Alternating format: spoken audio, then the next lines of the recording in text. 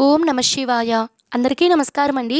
ఈరోజు వీడియోలో మనకి 2025వ సంవత్సరంలో ఆషాఢ మాసం ఎప్పుడు ప్రారంభమైంది, ఎప్పటి వరకు ఉంటుంది, ఆషాఢ మాసంలో వచ్చేటువంటి ముఖ్యమైనటువంటి పండుగలు, ఆషాఢ మాసం యొక్క విశిష్టతను పూర్తి ఇన్ఫర్మేషన్ నేను ఈ వీడియోలో అయితే తెలియజేస్తున్నాను.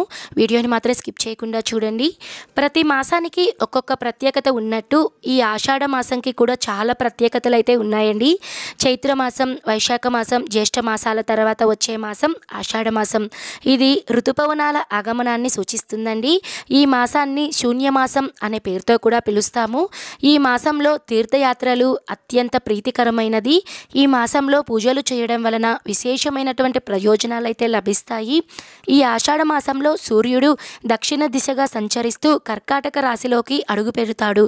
ఎంతో విశేషమైనటువంటి చాతుర్మాస్య దీక్ష 4 నెలల పవిత్ర కాలం ఈ ఆషాఢ మాసంలో శయన ఏకాదశి రోజునైతే మనకి ప్రారంభమవుతుందండి. మొదటి ఏకాదశి అని పిలువబడే శయన ఏకాదశి. ఈ శయన ఏకాదశిని మనము తొలి ఏకాదశి అనే పేరుతో కూడా పిలుస్తామండి. ఈ ఏకాదశి కూడా మనకి ఆషాఢ మాసంలోనే శుక్లపక్షంలో 11వ రోజునే మనం జరుపుకుంటాము. ఈ మాసంలో శూన్యమాసం అని కూడా అంటారండి. ఈ మాసంలో వివాహాలు కానీ గృహప్రవేశాలు అనేటివి అస్సలు చేయకూడదు. కొత్తగా పెళ్ళైన జంటలు కలిసి ఉండేందుకు వీలు లేకుండా ఈ ఆషాఢ మాసంలో గర్భం దాలిస్తే ఎండాకాలంలో పిల్లలు పుడతారు, వాళ్ళకి వేడి కారణంగా హెల్త్ అనేది సరిగా ఉండదు అని ఈ ఆషాఢ మాసంలో కొత్తగా పెళ్ళైన జంటలు అమ్మాయి పుట్టింట్లోనే ఉండడం అనేది ఆచారంగా వస్తుందండి. అలానే ఈ ఆషాఢ మాసంలో అత్తగారు కోడలు విడివిడిగా ఉంటే వారి మధ్య సత్సంబంధాలు నెలకొంటాయి అని మరింత నమ్మకం కూడా ఉంటుందండి. అందువలన కోడలు ఆషాఢ మాసంలో తల్లిగారింటికి అయితే వెళ్తుందండి. గుప్త నవరాత్రులు ఆషాఢ మాసంలో మనం జరుపుకుంటాము. దీనిని ఆషాఢ గుప్త నవరాత్రులు అనే పేరుతో పిలుస్తామండి. గురువుల ఆశీస్సులు పొందేందుకు ఆషాఢ మాసం పౌర్ణమి రోజున గురు పౌర్ణమి పండుగనైతే జరుపుకుంటాము. ఈ ఆషాఢ మాసంలో ఉప్పు, రాగి, కంచు, మట్టి పాత్రలు, గోధుమలు, బెల్లం, బియ్యం, నువ్వులు దానం చేయడం శుభప్రదంగా భావిస్తాము. ఈ మాసంలో ప్రత్యేకంగా గోరింటాకు అనేది పెట్టుకుంటామండి. గోరింటాకులో యాంటీ బ్యాక్టీరియా మరియు యాంటీ ఫంగల్ లక్షణాలను కలిగి ఉంటుంది. ఈ ఆషాఢ మాసంలో వాతావరణంలో మార్పులు అనేటివి చర్మంపై ప్రభావం చూపుతుందండి. ఆ చర్మ సంబంధిత వ్యాధులు ఎలాంటివి కూడా రాకుండా వేడి తగ్గించేందుకు ఆషాఢ మాసంలో గోరింటాకు కూడా పెడుతూ ఉంటారండి. చాలా విశేషతలు అయితే ఉన్నాయండి మనకి ఆషాఢ మాసంలో. అయితే ఇప్పుడు ఈ 2025వ సంవత్సరంలో ఆషాఢ మాసం ఎప్పుడు ప్రారంభమైంది, ఎప్పుడు ముగుస్తుందో తెలియచేస్తానండి. స్వస్తి శ్రీ చాంద్రమానేన శ్రీ విశ్వావసు నామ సంవత్సరం ఆషాఢ మాసం గ్రీష్మ ఋతువు శుద్ధ పాడ్యమి తిథి జూన్ 26వ తేదీన గురువారం రోజు నుంచి జూలై 24వ తేదీన గురువారం రోజు వరకు మనకి ఆషాఢ మాసం అనేది ఉంటుందండి.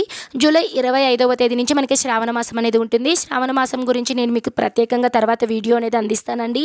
చెప్పాను కదా అండి, ఆషాఢ మాసంలో ఎన్నో ముఖ్యమైనటువంటి పర్వదినాలు అయితే వస్తాయండి.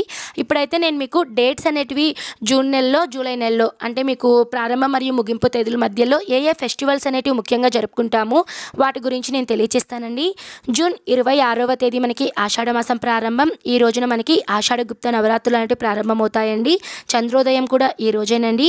తర్వాత జూన్ 27వ తేదీన పూరిలో జగన్నాథ స్వామి రథయాత్ర అనేది జరుగుతుంది. 28వ తేదీన మొహరం పండుగ, 29వ తేదీన లష్కర భవనాలు, పివి నరసింహారావు జయంతి, జూన్ 30వ తేదీన స్కంద పంచమి అండి.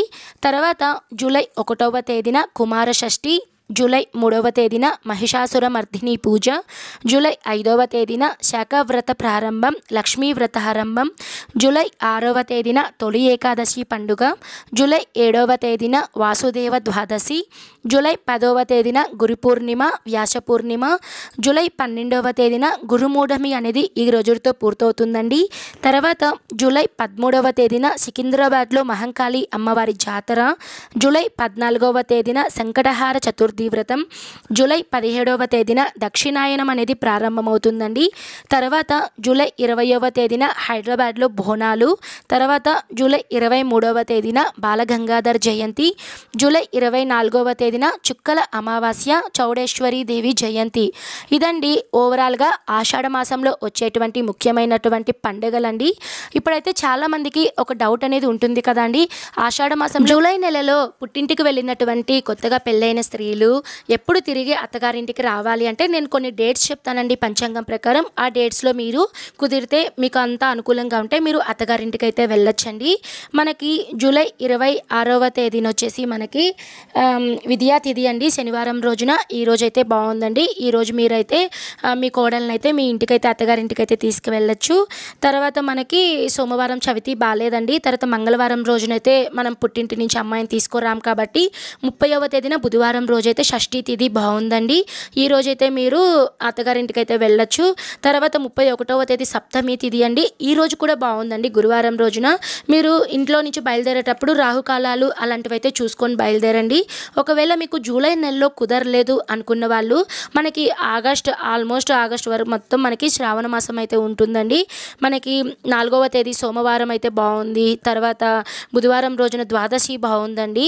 ఈ రోజుల్లో అయితే కోడల్ని అత్తగారింటికి అయితే పంపించవచ్చండి. ఇవైతే మంచి రోజులండి. పూర్తి ఇన్ఫర్మేషన్ నేను మీకు తర్వాత ఆగస్ట్ క్యాలెండర్ వీడియోలో అయితే మీకు క్లియర్గా తెలియజేస్తాను. ఇదండి ఓవరాల్గా ఆషాఢ మాసం ప్రారంభం మరియు ముగింపు తేదీలు, ఆషాఢ మాసం యొక్క విశిష్టత, ఆషాఢ మాసంలో వచ్చేటువంటి ముఖ్యమైనటువంటి పండుగలు అన్నీ కూడా క్లియర్గా తెలియజేశానండి. నేను మరొక మంచి వీడియోతో మీ ముందైతే ఉంటాను. సర్వే జనః సుఖినో భవంతు. స్వస్తి.